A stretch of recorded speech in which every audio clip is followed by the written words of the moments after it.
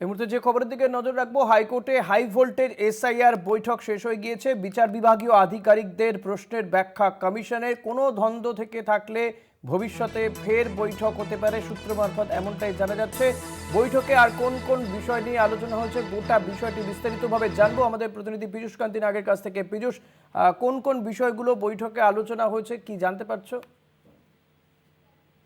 দেখো ঋষি, সুপ্রিম কোর্টের নির্দেশ অনুযায়ী কলকাতা হাইকোর্টের প্রধান বিচারপতি কিন্তু এই এসআইআর প্রক্রিয়াকে সুষ্ঠুভাবে সম্পন্ন করার জন্য যে পদক্ষেপ গ্রহণ করেছেন তা কিন্তু গত শনিবার থেকে পর পর বৈঠকের মাধ্যমে কিন্তু তা বিশেষভাবে লক্ষ্য করা যাচ্ছে।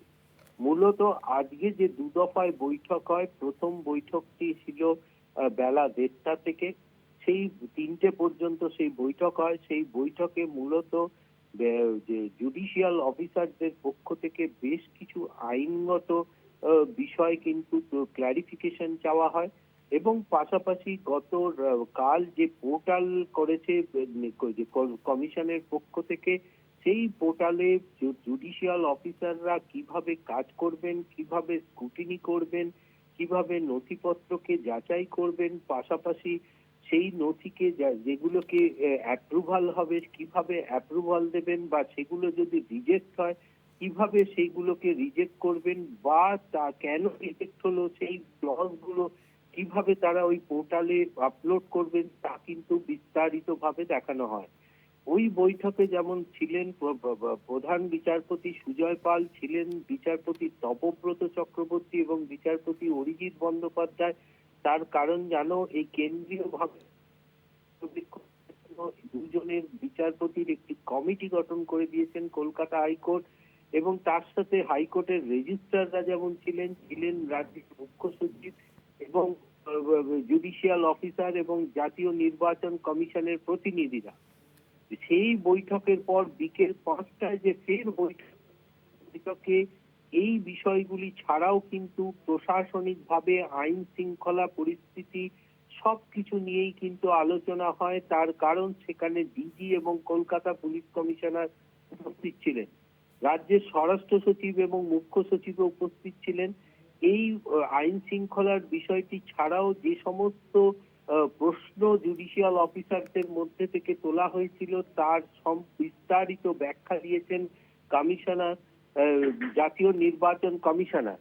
এবং শুধু তাই নয়, যে জাতীয় নির্বাচন কমিশনারের পরে কিন্তু পরিষ্কারভাবে কমিশনের পক্ষ থেকে জানানো হয়েছে এখনো পর্যন্ত যে 200টি আইডি খোলা হয়েছে এবং 200টি আইডির মাধ্যমে কিন্তু জুডিশিয়াল অফিসাররা কাজ শুরু করে দিয়েছেন। এর পরেও যেটা দেখা যাচ্ছে যে কমিশনের পক্ষ থেকে জানানো হয়েছে যে প্রতিটি বিধানসভায় প্রতিদিন কতটা পরিমাণ কাজ এগোলো এসআইআর এর তার একটি বিস্তারিত রিপোর্ট কলকাতা হাইকোর্টে প্রতিদিন কমিশনের পক্ষ থেকে জমা দেওয়া হবে বিধানসভা ওয়াইজ। এই পরে আজকে কিভাবে এই কাজ শুরুর পরে প্রধান বিচারপতি এরপর কিন্তু প্রতিনিয়ত জুডিশিয়াল অফিসারদের নিয়ে বৈঠক করবেন যাতে এই এসআইআর প্রক্রিয়াটাকে সুষ্ঠুভাবে সম্পন্ন করা যায়। পীযূষ, এই ডোমিসাইল সার্টিফিকেট এবং রেশন কার্ড এই বিষয়গুলো উঠেছিল বলে জানা যাচ্ছে, সে নিয়ে কমিশন বা হাইকোর্টের প্রধান বিচারপতির কি বক্তব্য? দেখো, এই বিষয়গুলি যেহেতু জাতীয় নির্বাচনের যে নির্দিষ্ট কতগুলি নথি রয়েছে, কমিশনের পক্ষ থেকে এই বিষয়টি কিন্তু বলা হয়েছে সারা দেশ জুড়ে যে এসআইআর প্রক্রিয়া চলছে সেই প্রক্রিয়ায় কিন্তু একটি নির্দিষ্ট নথি নির্ধারিত করে দেওয়া হয়েছে কমিশনের পক্ষ থেকে। কমিশন সেই নির্দিষ্ট নথির ভিত্তিতেই কিন্তু এই এসআইআর প্রক্রিয়া চালাচ্ছে। এই বিষয়টি কিন্তু আজকে কমিশনার সিও কিন্তু এই বৈঠকে পরিষ্কারভাবে জানিয়েছেন। তবে কাজ শুরুর বিষয়টি বলা হয়েছে, জুডিশিয়াল অফিসাররা এখনো পর্যন্ত সবে কাজ শুরু করেছেন।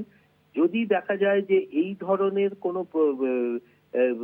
লজিক্যাল ডিসক্রিপেন্সি করতে গিয়ে এই ধরনের সার্টিফিকেটের প্রয়োজন রয়েছে, তাহলে সেক্ষেত্রে কিন্তু পরবর্তী পদক্ষেপে বৈঠকের মাধ্যমে প্রধান বিচারপতি বিষয়টি সমন্বয় সাধনের মাধ্যমে এই বিষয়টিতে সিদ্ধান্তে পৌঁছবে।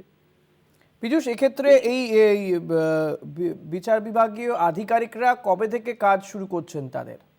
দেখো, ইতিমধ্যে কাজ আজকে থেকেই কিন্তু কাজ শুরু হয়ে গেছে। সেটা সুব্রত গুপ্ত তিনি যে সংবাদ মাধ্যমে জানিয়েছেন যে 200টি আইডি ইতিমধ্যে কমিশনের পক্ষ থেকে দিয়ে দেওয়া হয়েছে। যদিও বিধানসভা ওয়াইজ যদি দেখা যায় 234টি, তার মধ্যে 238 ইতিমধ্যে বিধানসভা ওয়াইজ 200র মতো আইডি কিন্তু জুডিশিয়াল অফিসারদের দেওয়া হয়ে গেছে। এর ইতিমধ্যে কাজ শুরু হয়ে গেছে, সেটাও কিন্তু সুব্রত গুপ্ত জানিয়ে দিয়েছে। বেশ পীযূষ, অনেক ধন্যবাদ তোমাকে। Role observer, special role observer Subrata Gupta কি বলেছেন শোনাবো আপনাদের। তো অমীমাংসিত আমি যাচ্ছি অফিসে, ওখানে গিয়ে আমি চেক করবো কি আছে। একদম মিটিং করছিলাম। লগইন আইডি কে দেওয়া সম্ভব? হ্যাঁ, লগইন আইডি দিয়ে দেওয়া হয়েছে। কতজন জেলা? প্রায় 200-র কাছাকাছি লগইন আইডি দেওয়া হয়েছে। কাজ কি শুরু হলো? হ্যাঁ, কাজ শুরু হয়ে গেছে। আগামী কাজ শুরু হয়ে গেছে।